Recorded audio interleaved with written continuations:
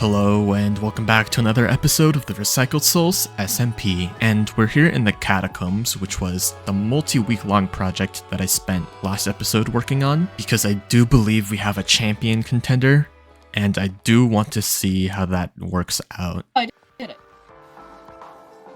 You can do it. Let's go! Zell, you saw that. You saw that. Sure. Let's go. Zell, Oops. I lucky guess Neos. Oh, I could do it like the Neos before. 1, 2, 3. Jump! Yay! Okay, here we go. Yeah, champion! Ah! Let's go! Well, thank you, Zell, for a very fun experience. You don't still happen to have Zell. your ender chest on you, Thank do you you? for- Oh yeah, I we gotta do. leave the place. The Thank fancy you for letting ladders. us join Oh, where does her. this go? Yeah, I assume the exit. Yeah! This is like that's like Sweet. the opposite of a walk of shame.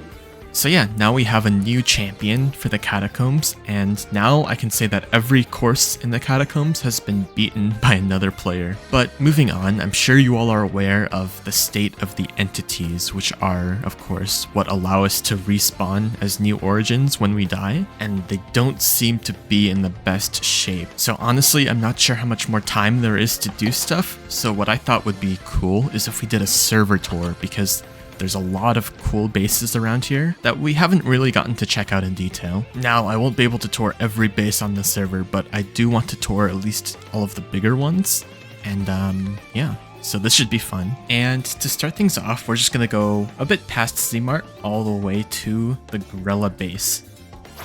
I'm not gonna check out everything here because there is just a lot, and I'm not even sure I can find everything. But yeah, there's a lot of stuff here like farms, but most of it is decorative. And then there's this whole underground area with more stuff down there.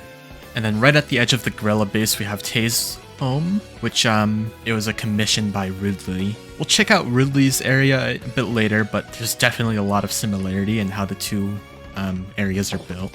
So Tay's house is over there, but if we go in this direction, we see Ridley's area with thyme. It's definitely a very similar style, just this time there's more oak in the house. And then I really like the interior.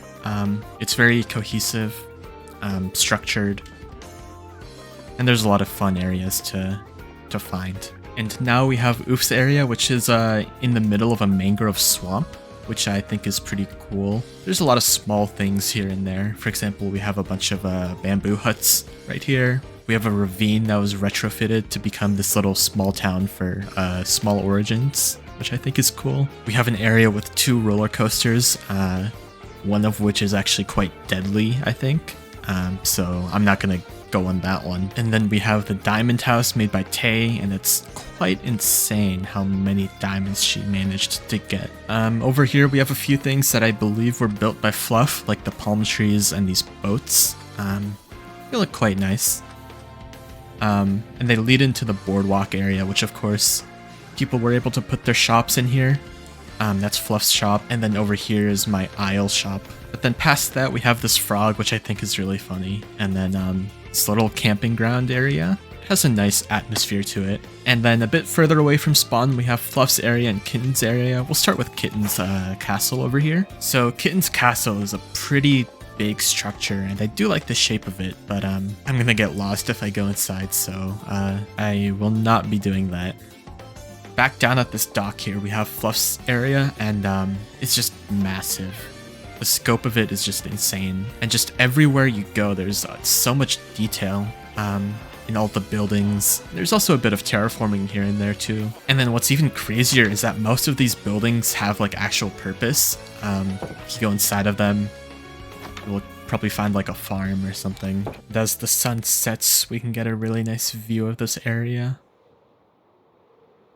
And that brings us back all the way to our area. And I'll admit, I did not get to do much work on my base. But I'd say I'm still very proud of what I was able to accomplish because we built so many farms, and of course the ending project, the Catacombs. The scope of the Catacombs was just so massive, and it took me so long to make that. But I think a lot of the stuff we did this series was through Zmart or the Catacombs or all the farms that I've made. But I'm afraid that with the way all of the entities are being engulfed by the Skulk, that I really don't have much time left. So before it's too late, I want to do a little recollection of everything that I've done this series. And whether you've stuck around the entire series or have just watched an episode here and there, I want to thank you so much for watching.